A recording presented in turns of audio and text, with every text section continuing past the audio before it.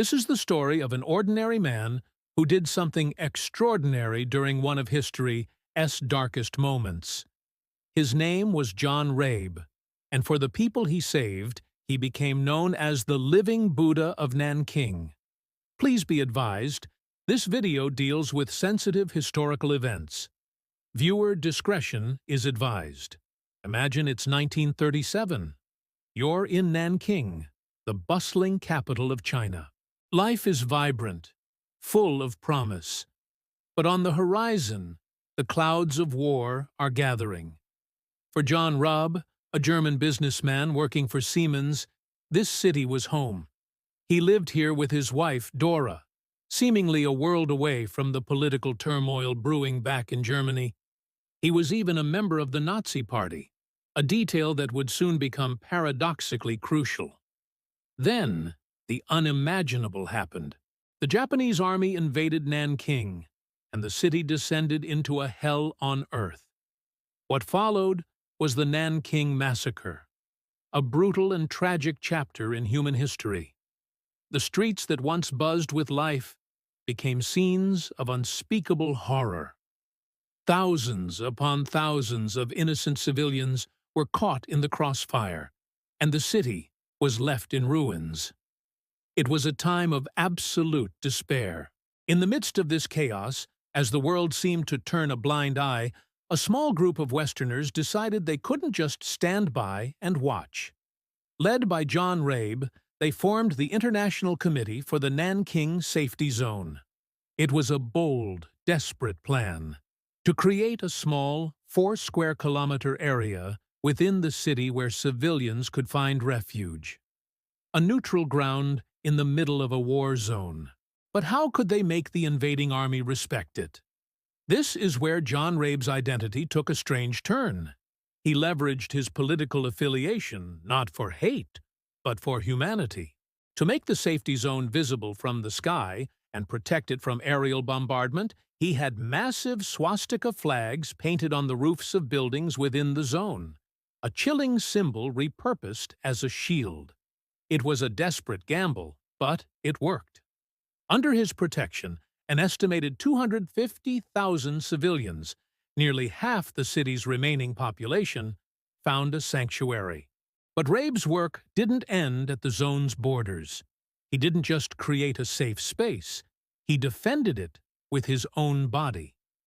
Day after day, he would put on his party armband and patrol the dangerous, blood-soaked streets.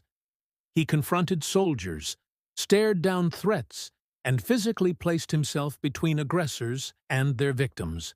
His uniform, a symbol of tyranny elsewhere, gave him a sliver of authority here, and his sheer, unwavering courage gave hope to a people who had none left.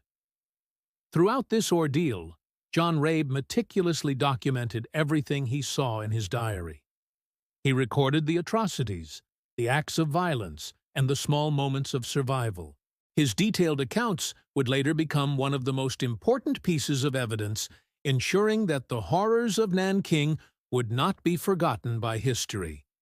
To the Chinese people he protected, he wasn't just a foreigner. He was a savior, a protector, their living Buddha of Nanking. When he finally returned to Germany, Rabe couldn't stay silent. He tried to expose the truth, compiling a report from his diaries and films to show to Hitler himself, hoping to use his influence to stop the atrocities. His reward?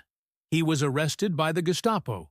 His film was confiscated, and he was forbidden to ever speak of Nanking again. He lost his job, fell into poverty, and for decades, the world largely forgot his name. But the people of Nanking never forgot. After the war, when they learned of his impoverished state, the citizens of the city he had saved raised money and sent food and care packages to him and his family in Germany. Their gratitude crossed continents, supporting the man who had risked everything for them, right until the end of his life in 1950.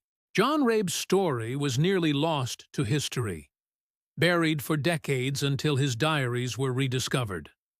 Today, He is remembered as a true hero, a testament to the idea that one person's compassion and courage can make a world of difference, even in the face of unimaginable darkness. In Nanking, his legacy lives on in a deeply personal way.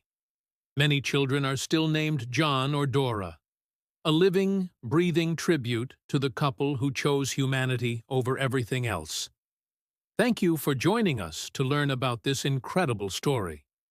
If you found this video meaningful, please give it a like and subscribe for more stories that deserve to be told. See you next time.